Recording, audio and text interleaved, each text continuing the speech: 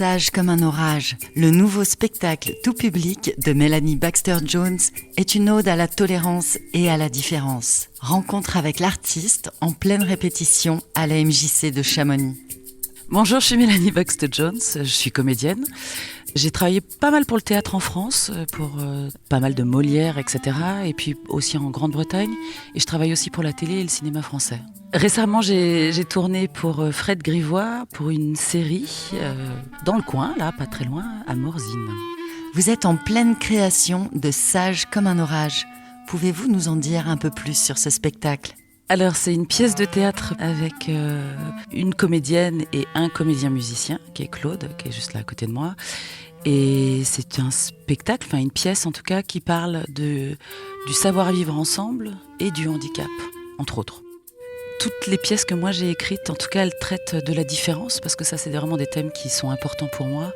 La première pièce que j'ai écrite, qui s'appelle « À t'en vouloir voler », elle parle du racisme des sans-papiers. Ensuite, j'ai écrit « Sois toi et t'es belle » qui parle des hommes et des femmes.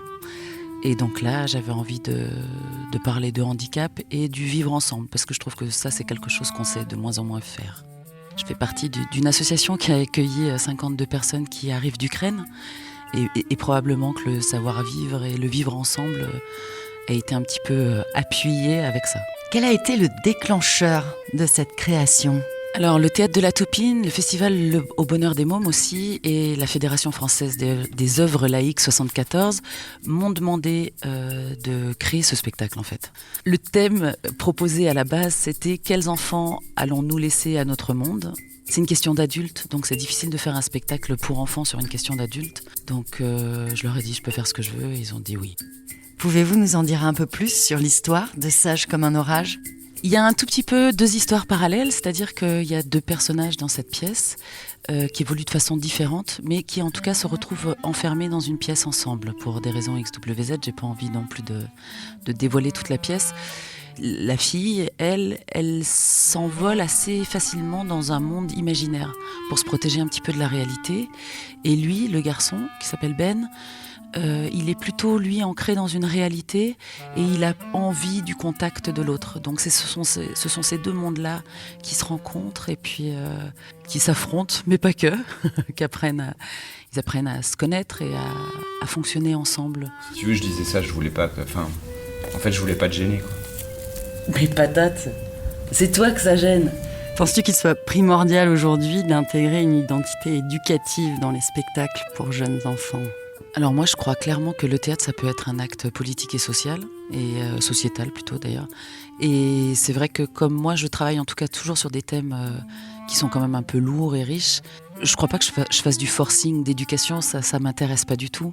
Mais si j'arrive à planter 2-3 petites graines dans la tête des spectateurs, puis qu'il y a un arbre qui pousse un jour, c'est peut-être gagné, quoi. Donc vous êtes actuellement en processus de création. Où pourra-t-on vous voir jouer et quand ? Alors nous avons la chance d'être un coup de cœur au 30e Festival international du spectacle jeune public Au Bonheur des Mômes. C'est pas très loin de Chamonix, ça, c'est au Grand Bornand. Et on va jouer du 21 au 26 août, 2 fois par jour.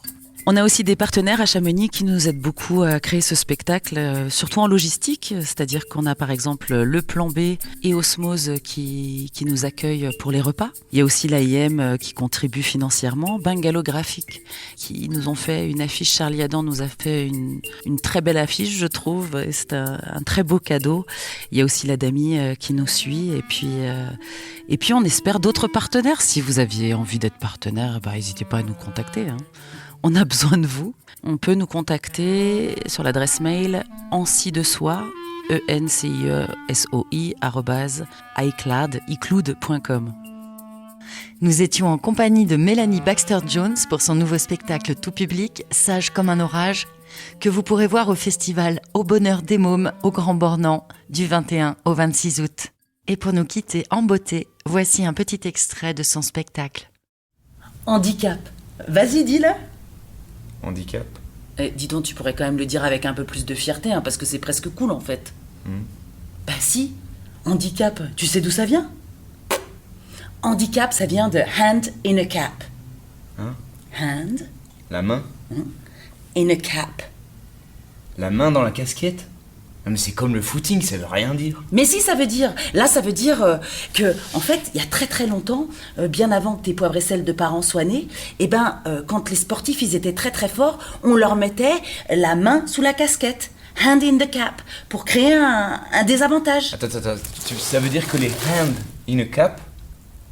Handicap. C'était les meilleurs? Bah oui, c'était les meilleurs.